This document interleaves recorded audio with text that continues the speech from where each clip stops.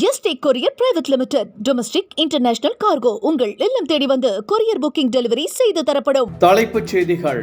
செயல் தலைவர் பதவியில் இருந்தும் பாமகவில் இருந்தும் அன்புமணியை நீக்கி ராமதாஸ் அதிரடி உத்தரவு.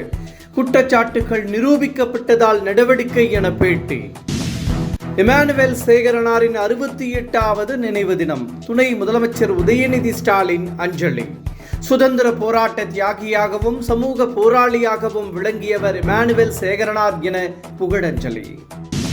தனது கூட்டங்களில் வேண்டுமென்றே ஆம்புலன்ஸ் அனுப்பி வைத்து திமுக தொல்லை கொடுப்பதாக இபிஎஸ் மீண்டும் குற்றச்சாட்டு. யாரிடம் இருந்தும் அழைப்பு வராமலேயே ஆம்புலன்ஸை கொண்டு வருவதாகவும் விமர்சனம். தமிழக பாஜகவில் ஏற்பட்டுள்ள சர்ச்சையால் பதவி விலகப் போவதாக வெளியான தகவல். நயினார் நாகேந்திரன் திட்டவட்ட மறுப்பு. மதராசி திரைப்படத்தில் சிவகார்த்திகேயன் ஆக்ஷனில் கலக்கியிருக்கிறார். நடிகர் ரஜினிகாந்த் தொலைபேசியில் அழைத்து பாராட்டு. இனி விரிவான செய்திகள். பாமகவில் இருந்து அன்புமணி அதிரடியாக நீக்கப்பட்டுள்ளார். கட்சி விரோத நடவடிக்கையில் செயல்பட்டது உள்ளிட்ட குற்றச்சாட்டுகளை பாமக ஒழுங்கு நடவடிக்கை குழு அன்புமணி மீது முன்வைத்தது. இந்த குற்றச்சாட்டுக்கு அன்புமணி பதிலளிக்கவில்லை. இரண்டாவது முறையாக ராமதாஸ் கால அவகாசம் அளித்திருந்தார். ஆனாலும் அன்புமணி விளக்கமளிக்கவில்லை. இதனைத் தொடர்ந்து பாமகவில் இருந்தும் செயல் தலைவர் பதவியில் இருந்தும் அன்புமணியை நீக்கி ராமதாஸ் அதிரடியாக இன்று உத்தரவு பிறப்பித்துள்ளார். அவர் மீதான குற்றச்சாட்டுகள் உண்மை என்றும் பேட்டியளித்துள்ளார். இனி அன்புமணி தனது இரா என்ற இனிஷியலை மட்டுமே பயன்படுத்திக் கொள்ளலாம் என்றும் ராமதாஸ் திட்டவட்டமாக தெரிவித்துள்ளார். இமானுவேல் சேகரனாரின் 68வது நினைவு தினம் இன்று கடைபிடிக்கப்படுகிறது. ராமநாதபுரத்தில் உள்ள அவரது நினைவிடத்தில் துணை முதலமைச்சர் உதயநிதி ஸ்டாலின் அஞ்சலி செலுத்தினார். சுதந்திர போராட்ட வீரராகவும் சமூக நீதி போராளியாகவும் விளங்கியவர் இமானுவேல் என அவர் புகழஞ்சலி செலுத்தினார். மேலும் தீண்டாமையை ஒழிக்க அரும்பாடுபட்டவர் என்றும் உதயநிதி ஸ்டாலின் புகழஞ்சலி செலுத்தினார். துணை முதலமைச்சர் உதயநிதி ஸ்டாலின் பாணியில் அன்புமணி ராமதாஸ் களமிறங்கியுள்ளார். 2021 சட்டமன்ற தேர்தலின் போது எய்ம்ஸ் மருத்துவமனை கட்டுமான பணிக்காக வைக்கப்பட்டிருந்த ஒற்றை செங்கல்லை எடுத்துச் சென்று பிரச்சாரம் மேற்கொண்டார். இது மிகப்பெரிய அளவில் வரவேற்பை பெற்றது.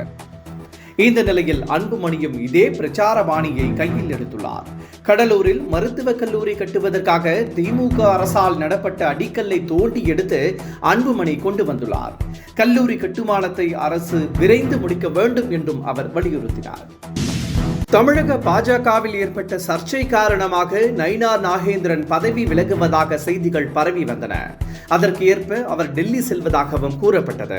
இந்த நிலையில் இது குறித்து விளக்கம் அளித்துள்ள நயினார் நாகேந்திரன் தான் பதவி விலகுவதற்கான அவசியம் இல்லை என்றும் பிரதமர் நரேந்திர மோடியும் அமித்ஷாவும் தன் மீது அளவு கடந்த அன்பு வைத்துள்ளதாகவும் வீட்டில் வந்து நலம் விசாரித்து விட்டு சென்றதாகவும் கூறியுள்ளார். டெல்லியில் திடீரென 5 தீவிரவாதிகள் கைது செய்யப்பட்ட சம்பவம் பரபரப்பை ஏற்படுத்தியுள்ளது.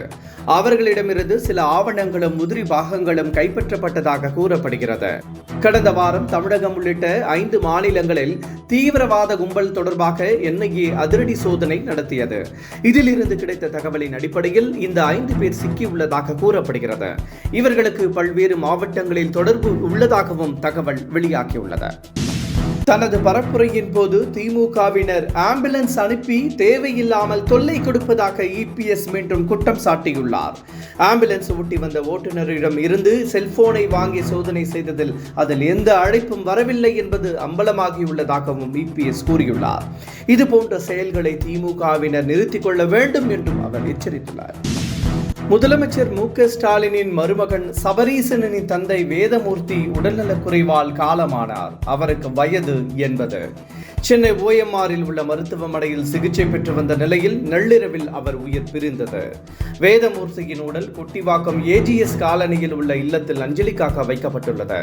திமுக மூத்த தலைவர்கள், நிர்வாகிகள், தொழிலதிபர்கள் உள்ளிட்ட பலரும் நேரில் அஞ்சலி செலுத்தி வருகின்றனர். தங்கம் விலையில் தொடர்ந்து இரண்டாவது நாளாக மாற்றமின்றி விற்கப்படுகிறது. தங்கத்தின் விலை கடந்த சில நாட்களாக தாறுமாறாக உயர்ந்து வந்தது. இதனால் திருமணம் போன்ற சுப காரியங்களுக்கு ஏற்பாடு செய்திருந்தவர்கள் கலக்கமடைந்தனர்.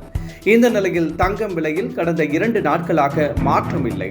சென்னையில் ஆபரண தங்கம் ஒரு சவரன் இன்று 81,200 ரூபாய்க்கும் கிராம் 10,150 ரூபாய்க்கும் விற்கப்படுகிறது.